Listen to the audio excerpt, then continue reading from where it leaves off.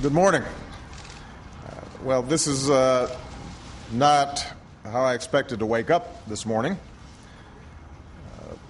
After I received the news, Malia walked in and said, Daddy, you won the Nobel Peace Prize, and it is Beau's birthday. And then Sasha added, plus we have a 3-day weekend coming up. So it's good to have kids to keep things in perspective. I am both surprised and deeply humbled by the decision of the Nobel Committee.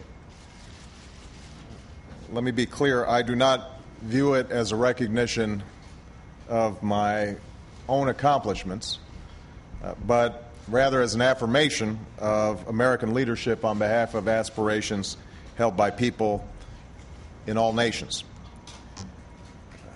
To be honest, I do not feel that I deserve to be in the company of so many of the transformative figures who've been honored by this prize. Men and women who've inspired me and inspired the entire world through their courageous pursuit of peace. But I also know that this prize reflects the kind of world that those men and women and all Americans want to build. A world that gives life to the promise of our founding documents.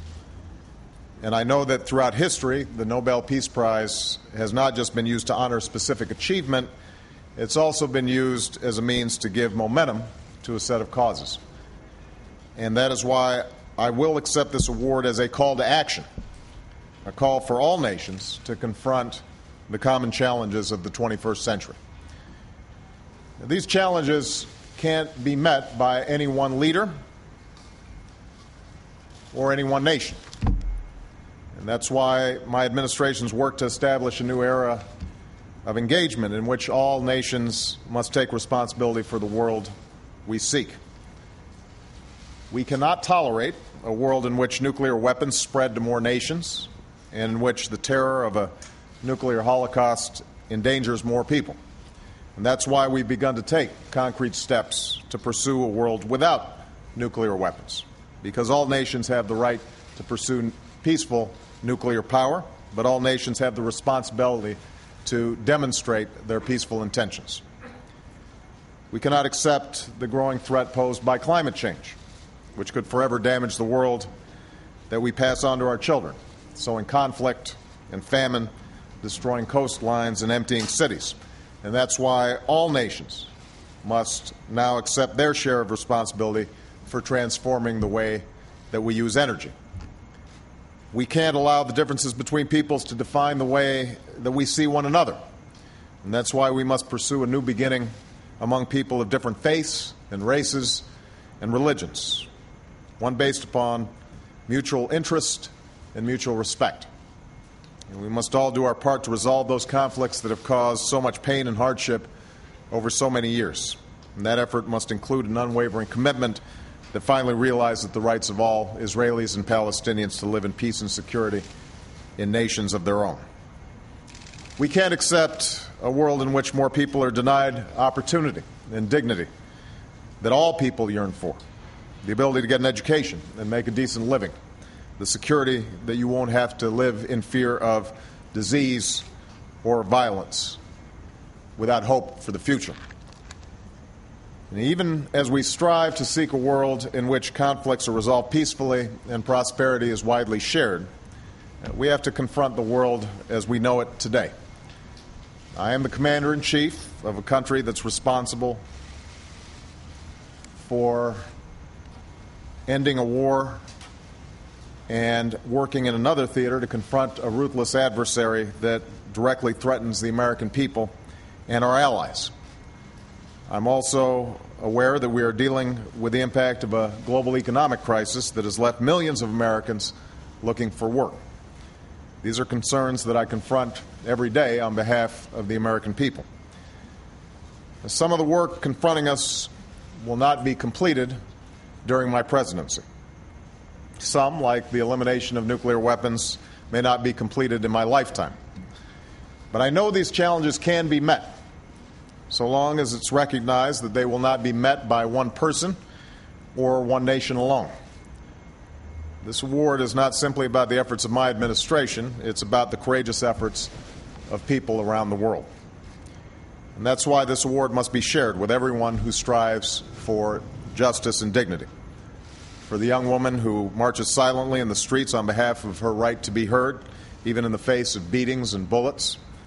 For the leader imprisoned in her own home because she refuses to abandon her commitment to democracy.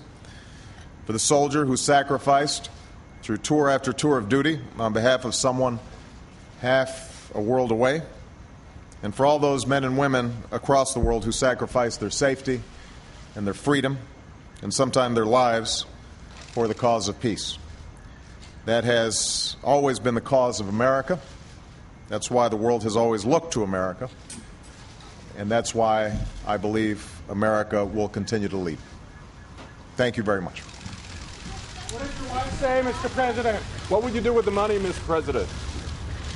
That last question indicating that it does come with a cash prize as well as the certificate, the Nobel Peace Prize being awarded this morning to President Barack Obama of the United States. He clearly and early in his remarks said this was unearned, but he will accept it in the name of a global call to action. The moderator of Meet the Press, David Gregory, watching and listening to all of this along with us. David, as we said earlier, what a stunner for Washington and the world to wake up to. Right, and to be reminded by your kids that you got the Nobel Peace Prize, and now what are we doing on Monday to have some fun? It does put it in perspective. But I think two important points here, Brian. One is the president tried to blunt the criticism that he knew would come from the right and even others who say that he doesn't deserve it. He doesn't have a record of accomplishment that would measure up to this prize. He says, I don't feel like I deserve to be in the company of those who have earned this prize. But as Chuck reported, he will go accept the prize, and he will use it to try to build some momentum for what he's talking about. You know, his doctrine as it's unfolding, this idea of shared responsibility to confront these threats like climate change, like nuclear disarmament. This is really a way for him to say, if you're celebrating me, it's time to step up and take action with the United States to solve these problems. That's what a new era of engagement should be all about, is really the point that he's making today. And Chuck Todd remains at the White House. Chuck, the way our society and civilization is set up now, it's almost as if we're heading into a weekend now. The comic element of our society, the blogosphere, pundits, the opinion-based economy in the United States will now just get a free shot and have at it for the next 3 days at least. They will, but you know, one other point that the president himself touched on that we ought to point out is the fact that the reality of his job really sets in today when he has yet another meeting of his war council to talk about Afghanistan. I thought it was interesting, by the way, he avoided actually using that term, and almost as if he was hesitating to what to describe that war. He said a theater in another region where people want to attack us, because right now, the entire strategy of whether this is a war in Afghanistan, a war against al-Qaeda, how do you go after the Taliban, is all on the table. So that war council meeting, so here he is getting the Nobel Peace Prize this morning, and yet this afternoon he meets with this war council to decide if he sends more troops and how many more troops he sends into war.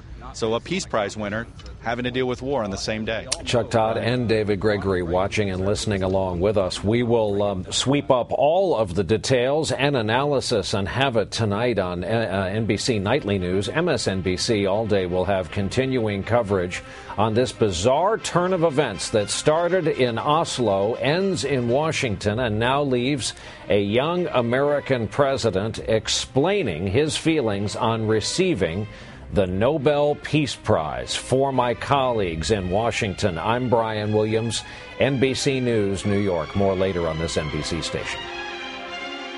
This has been an NBC News special report.